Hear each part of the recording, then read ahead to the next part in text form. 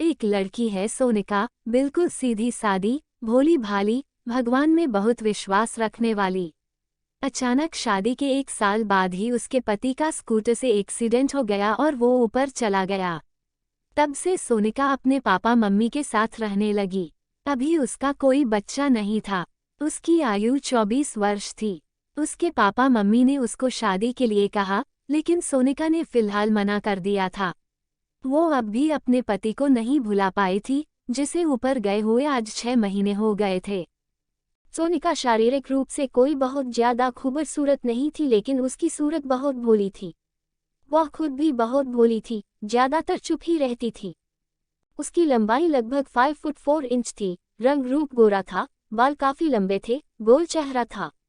उसके चूचे भारतीय औरतों जैसे बड़े थे, कमर लगभग 31 टू 32 इंच थी, चूतर गोल और बड़े, यही कोई 37 इंच के थे। वो हमेशा सफ़ेद या फिर बहुत हल्के रंग की साड़ी पहनती थी। उसके पापा सरकारी दफ्तर में काम करते थे। उनका हाल ही में दूसरे शहर में तबादला हुआ था। वे सब नए शहर में आकर रहने लगे। सोनिका की मम्मी ने भी एक स्कूल में टीचर की नौकरी कर ली। सोनिका का कोई भाई नहीं था और उसकी बड़ी बहन की शादी 6 साल पहले हो गई थी। उनका घर छोटी सी कॉलोनी में था जो कि शहर से थोड़ी दूर थी। रोज सुबह सोनिका के पापा दफ्तर और उसकी मम्मी स्कूल चले जाते थे। पापा शाम 6 बजे और मम्मी 4 बजे वापस आती थीं। उनके घर के पास ही एक छोटा सा मंदिर था। मंदिर में एक पंडित था, यही कोई 36 साल का।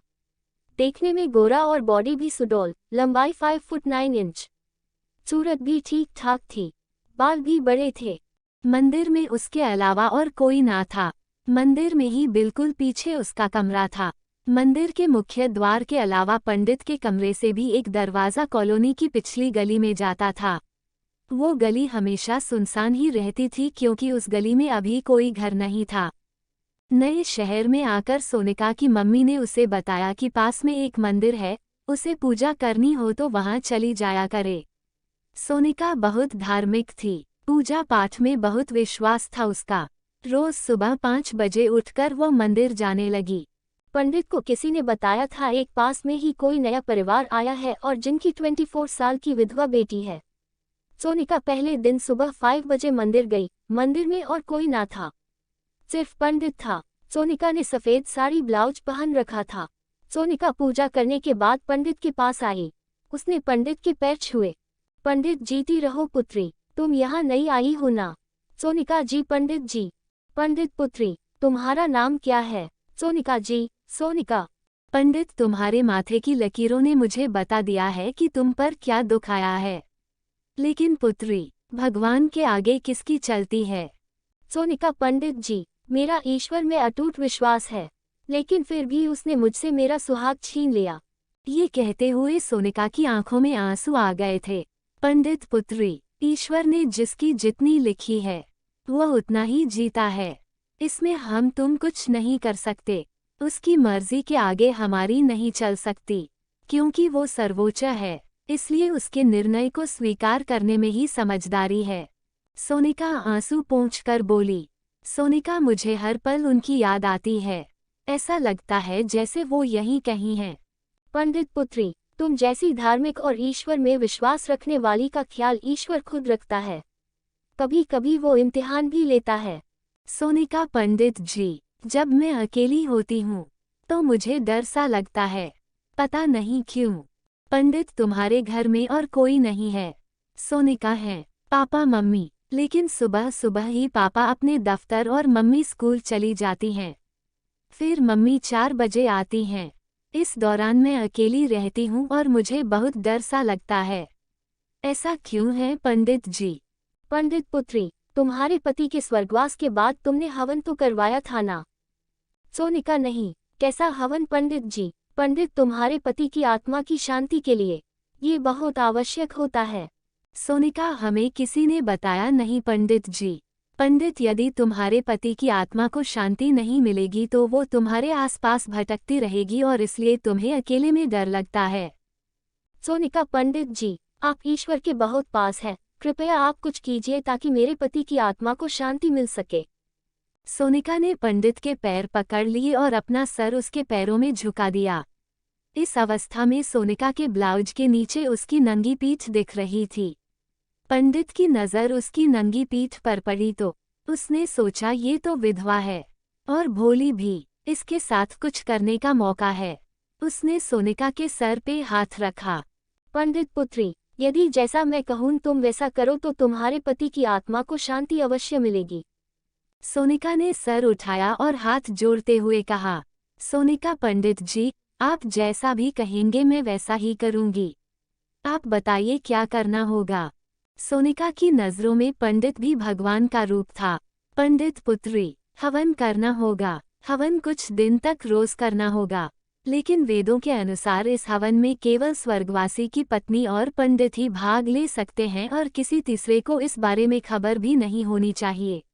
अगर हवन शुरू होने के पश्चात किसी को खबर हो गई तो स्वर्गवासी की आत्मा को शांति कभी नहीं मिलेगी। सोनिका पंडित जी, आप ही हमारे गुरु हैं, आप जैसा कहेंगे हम वैसा ही करेंगे। आज्ञा दीजिए, कब से शुरू करना है और क्या क्या सामग्री चाहिए होगी। पंडित, वेदों के अनुसार इस हवन के लिए सारी सामग्री शुद्ध हाथों में ही रहनी चाहिए, अतः सारी सामग्री का प्रबंध मैं खुद ही करूंगा। तुम सिर्फ एक नारियल और तुलसी लेते आना। सोनिका, तो पंडित जी शुरू कब से करना है।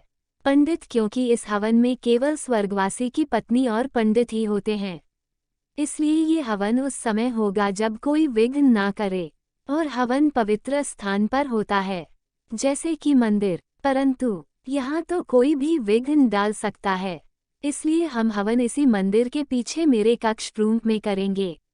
इस तरह स्थान भी पवित्र रहेगा और कोई विघ्न भी नहीं डालेगा। सोनिका पंडित जी, जैसा आप कहें। किस समय करना है। पंडित, दोपहर 12:30 बजे से लेकर 4 बजे तक मंदिर बंद रहता है, सो इस समय में ही हवन शांतिपूर्वक हो सकता है। तुम आज 12:45 बजे आ जाना, नारियल और तुलसी लेकर, लेकिन मेरे कमरे का सामने का द्वार बंद होगा। आओ मैं तुम्हें एक दूसरा द्वार दिखा देता हूँ जो कि मैं अपने प्रिय भक्तों को ही दिखाता हूँ। पंडित उठा और सोनिका भी उसके पीछे पीछे चल दी। पंडित ने सोनिका को अपने कमरे में से एक दरवाज़ा दिखाया जो कि एक सुनसान गली में निकलता था। उसने गली में ले जाकर सोनिका को आने का पूरा रास्ता समझा दिया। पंडित पुत्री, तुम रास्ता तो समझ गई ना। सोनिका जी, पंडित जी, पंडित ये याद रखना कि ये हवन की विधि सबसे गुप्त रहना चाहिए, वरना तुम्हारे पति की आत्मा को शांति कभी ना मिल पाएगी। सोनिका पंडित जी, आप मेरे गुरु हैं, आप जैसा कहेंगे मैं वैसा ही करूंगी। मैं ठीक 12:45 बजे आ जाऊंगी। ठीक 12:45 पर सोनिका पंडित के बताए हुए रास्ते से उसके कमरे के दरवाजे पर आ गई और खटखटाया। पंडित आओ पुत्री। सोनिका ने पहले पंडित के पैर छुए। पंडित, किसी को खबर तो नहीं हुई। सोनिका, नहीं पंडित जी, मेरे पापा मम्मी जा चुके हैं और जो रास्ता आपने बताया था मैं उसी रास्ते से आई हूँ, किसी ने नहीं देखा। पंडित ने दरवाज़ा बंद किया। पंडित, चलो फिर हवन आरंभ करें। पंडित का कमरा ज्यादा बड़ा ना था, उसमें एक खाट थी, बड़ा सा शीशा था, कमरे में सिर्फ एक 40 वॉट का बल्ब ही जल रहा था।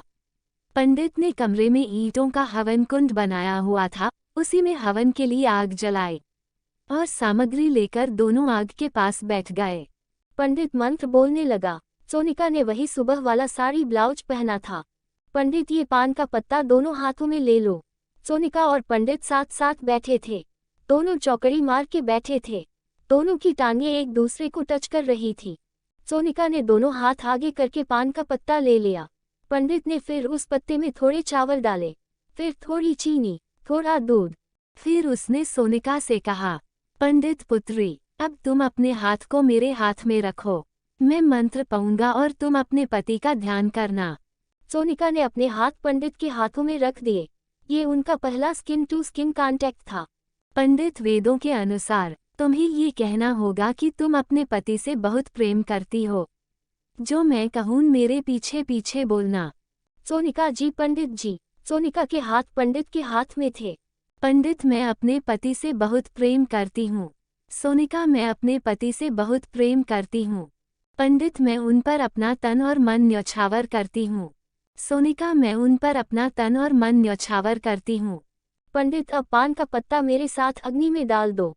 दोनों ने हाथ में हाथ लेकर पान का पत्ता आग में डाल दिया। पंडित, वेदों के अनुसार अब मैं तुम्हारे चरण धोऊंगा। अपने चरण यहाँ सीधे करो। सोनिका ने अपने पैर सीधे किए। पंडित ने एक गिलास में से थोड़ा पानी हाथ में लिया और सोनिका के पैरों को अपने हाथों से धोने लगा। पंडित, तुम अपने पति का ध्यान करो। पंडित मंत्र पढ़ने लगा। सोनिका आंखें बंद करके पति का ध्यान करने लगी। सोनिका इस वक्त टांगे ऊपर की तरफ मोड़कर बैठी थी। पंडित ने उसके पैर थोड़े से उठाए और हाथों में लेकर पैर धोने लगा। टांग उठने से सोनिका की साड़ी के अंदर का नजारा दिखने लगा। उसकी जांघें दिख रही थी और साड़ी के अंदर के अंधेरे में हल्की हल्की उसकी सफ़ेद कच्छी भी दिख रही थी। लेकिन सोनिका की आंखें बंद थीं। वो तो अपने पति का ध्यान कर रही थी और पंडित का ध्यान उसकी साड़ी के अंदर के नज़ारे पर था। पंडित के मुंह में पानी आ रहा था, लेकिन वो जबरदस्ती करने से डर रहा था, सो उसने सोचा लड़की को गर्म किया जाए। पैर धोने के बाद कुछ देर उसने मंत्र पढ़े। पंडित पुत्री, आज इतना ही काफ़ी है। असली पूजा कल से शुरू होगी। तुम्हें भगवान शिव को प्रसन्न करना है। वो प्रसन्न होंगे तभी तुम्हारे पति की आत्मा को शांति मिलेगी। अब तुम कल आना। सोनिका, जो आज्ञा पंडित जी। अगले दिन, पंडित, आओ पुत्री, तुम्हें किसी ने देखा तो नहीं? अगर कोई देख लेगा तो तुम्हारी पूजा का कोई लाभ नहीं। सोनिका, नहीं पंडित जी, किसी ने नहीं देखा, आप मुझे आज्ञा दें। पंडित, वेदों के अनुसार तुम्हें भगवान शिव को प्रसन्न करना है। सोनिका, पंडित जी, वैसे तो सभी भगवान बराबर है, लेकिन पता नहीं क्यों भगवान शिव के प्रति मेरी श्रद्धा ज्यादा है। पंडित, अच्छी बात है पुत्री। शिव को प्रसन्न करने के लिए तुम्हें पूरी तरह शुद्ध होना होगा। सबसे पहले तुम्हें कच्चे दूध का स्नान करना होगा, शुद्ध वस्त्र पहनने होंगे और थोड़ा श्रृंगार करना होगा। सोनिका, श्रृंगार? पंडित जी, पंडित, हाँ, शिव स्त्री प्रिय, विमन लविंग है। सुंदर स्त्रियां उन्हें भाती है। यूं तो हर स्त्री उनके लिए सुंदर है, लेकिन श्रृंगार करने से उसकी सुंदरता बढ़ जाती है। जब भी पार्वती जी को शिव को मनाना होता है तो वे भी श्रृंगार करके उनके सामने आती हैं। सोनिका, लेकिन पंडित जी, क्या एक विधवा का श्रृंगार करना सही रहेगा? पंडित पुत्री, शिव के लिए कोई भी काम किया जा सकता है, विधवा तो तुम इस समाज के लिए हो। सोनिका, जो आज्ञा पंडित जी। पंडित, अब तुम स्नानगृह बाथरूम में जाकर कच्चे दूध का स्नान करो। मैंने वहां पर कच्चा दूध रख दिया है क्योंकि तुम्हारे लिए कच्चा दूध घर से लाना मुश्किल है। और हाँ, तुम्हारे वस्त्र भी स्नानगृह में ही रखे हैं। पंडित ने नारंगी कलर का ब्लाउज और पेटीकोट बाथरूम में रखा था। पंडित ने ब्लाउज के हुक निकाल दिए थे। हुक्स पीठ की साइड में थे। वैसे तो ब्लाउज में महिलाओं की सुविधाओं के लिए हुक्स सामने मम्मों की तरफ होते हैं। सोनिका दूध से नहाकर आई। सिर्फ ब्लाउज और पेटीकोट में उसे पंडित के सामने शर्म आ रही थी। सोनिका, पंडित जी। पंडित आ गई। सोनिका, पंडित जी, मुझे इन वस्त्रों में शर्म आ रही है। पंडित, नहीं पुत्री, ऐसा ना बोलो, शिव नाराज हो जाएंगे। ये जोगिया वस्त्र शुद्ध है, यदि तुम शुद्ध नहीं होगी तो शिव प्रसन्न कदापि नहीं होंगे। सोनिका, लेकिन पंडित जी, इस साज ब्लाउज के हुक्स नहीं है। पंडित, ओह, मैंने देखा ही नहीं। वैसे तो पूजा केवल 2 घंटे की ही है, लेकिन यदि तुम ब्लाउज के कारण पूजा नहीं कर सकती तो हम कल से पूजा कर लेंगे, लेकिन शायद शिव को ये विलंब अच्छा ना लगे। सोनिका, नहीं पंडित जी, पूजा शुरू कीजिए। पंडित, पहले तुम उस शीशे पे जाकर श्रृंगार कर लो। श्रृंगार की सामग्री वही है। सोनिका ने लाल लिपस्टिक लगाई, थोड़ा रूज और थोड़ा परफ्यूम लगा लिया। श्रृंगार करके वो पंडित के पास आई। पंडित, अति सुंदर पुत्री, तुम बहुत सुंदर लग रही हो। सोनिका शर्माने लगी। ये फीलिंग्स उसने पहली बार अनुभव की थी। पंडित, आओ पूजा शुरू करें। वो दोनों अग्नि के पास बैठ गए। पंडित ने मंत्र पढ़ने शुरू किए। हवन कुंड की अग्नि से थोड़ी गर्मी हो गई थी, इसलिए पंडित ने अपना कुर्ता उतार दिया। उनसे सोनिका को आकर्षित करने के लिए अपनी छाती पूरी शेव कर ली थी। उसकी बॉडी पहलवानों जैसी थी। अब वो केवल एक लुंगी में था। सोनिका थोड़ा और शर्माने लगी। दोनों चौकड़ी मार के बैठे थे।